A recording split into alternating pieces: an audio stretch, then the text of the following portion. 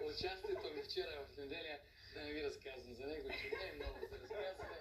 Много ми е пъстра фамилията и винаги в нашия живот има взривове.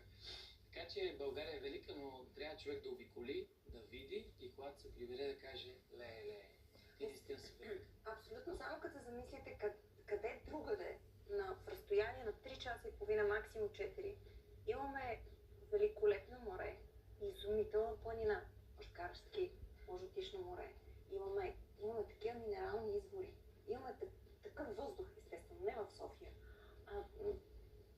Да не цениш каквото имаш и да ходиш да гониш дивото е доста. Както каза Дани, наистина възможностите са големи. Преди 2 години ми гостува един американец, остана тук за 1 месец и накрая ми го питам, той казва, знаеш ли, чувствам България като Америка през 70-те. Викам, това имаш пред всичко възможно.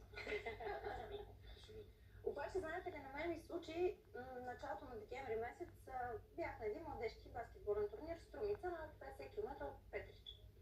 И не извинявайте, аз не си спомням в моя съзнателен живот да съм виждала българи толкова искрено и толкова неподправено да се веселят.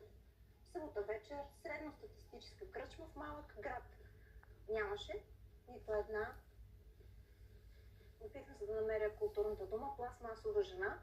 Нямаше нито един човек с маркова дреха, обаче имаше 4 часа нон-стоп музика, всякаква.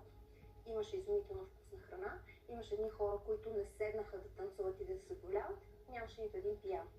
Много се извинявам. Много странно.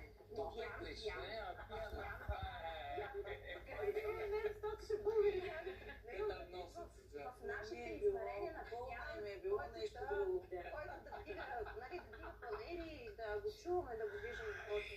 Някакси това са забавлението малко. Ние със сигурност водим Европа по банкетна култура, по цена на алкохол, най-вероятно един от най-евтините алкохоли е в България, в Европа, и по факта, че ти тук можеш да излезеш вторник, сряда, четвъртък, петък, събота, неделя, докато в една Швейцария, примерно, я излязат един път на 2 седмици, всичко затваря в 10 и е много по-различно, докато тук сме в постоянна пачанга. Постоянна пачанга и преди избори не се пие. Аз пих. С любов към България излизаме в кратка пауза. След това Радош и шарката извън определението певеца на мутрите. И на урок по хип-хоп танци при балканските братя-близнаци, както казах, голямо излагане ще. Нямам търпение.